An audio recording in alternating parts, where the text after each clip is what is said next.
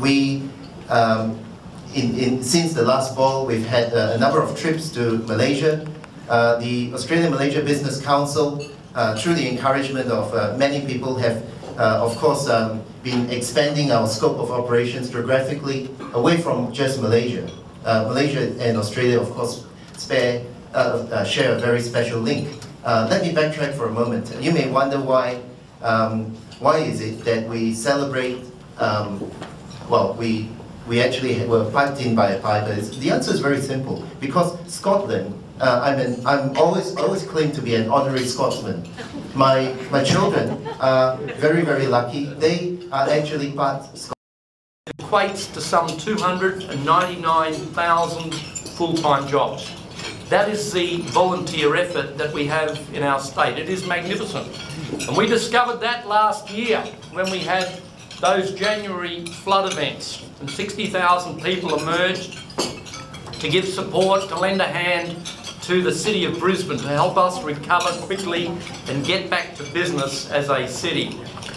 And so out of that, I think, comes the fact that we as a city, apart from being a highly multicultural city where 1 in 4 of our residents were born overseas, where 1 in 7 speak a language other than English when they go home at night, we are at our fundamental core a very friendly and caring city.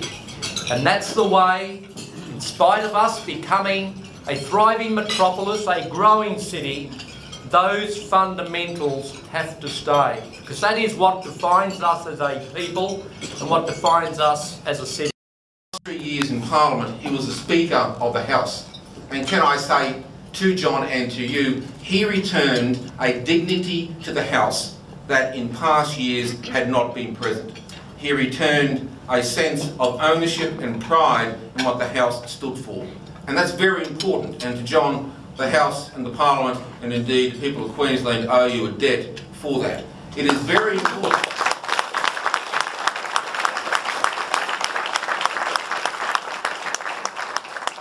It is very important that the House of the People be seen with reverence, but also with a robust attitude towards what takes place within the 4 walls. Can I also acknowledge the traditional owners of the land on which we meet, but also all Australians, past and present, who have worked so hard to build our communities, our towns, our cities, in the great state and the great nation we have here in Australia.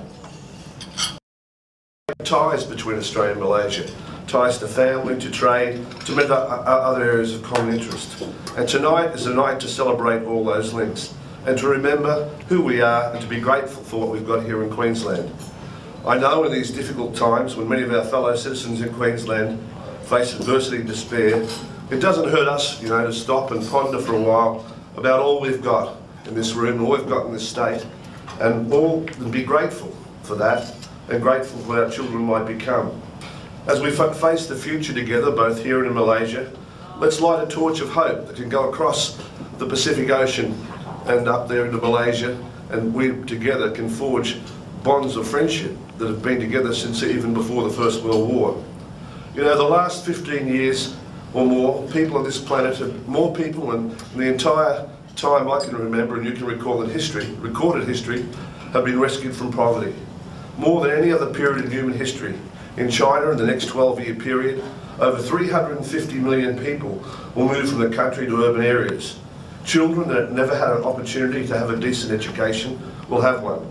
Families that never had a chance to own their own home or car, or even a bicycle, will claim their place on the economic landscape of the world. This represents great opportunities for Malaysia.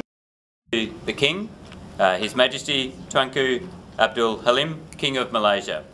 Ladies and gentlemen, the King.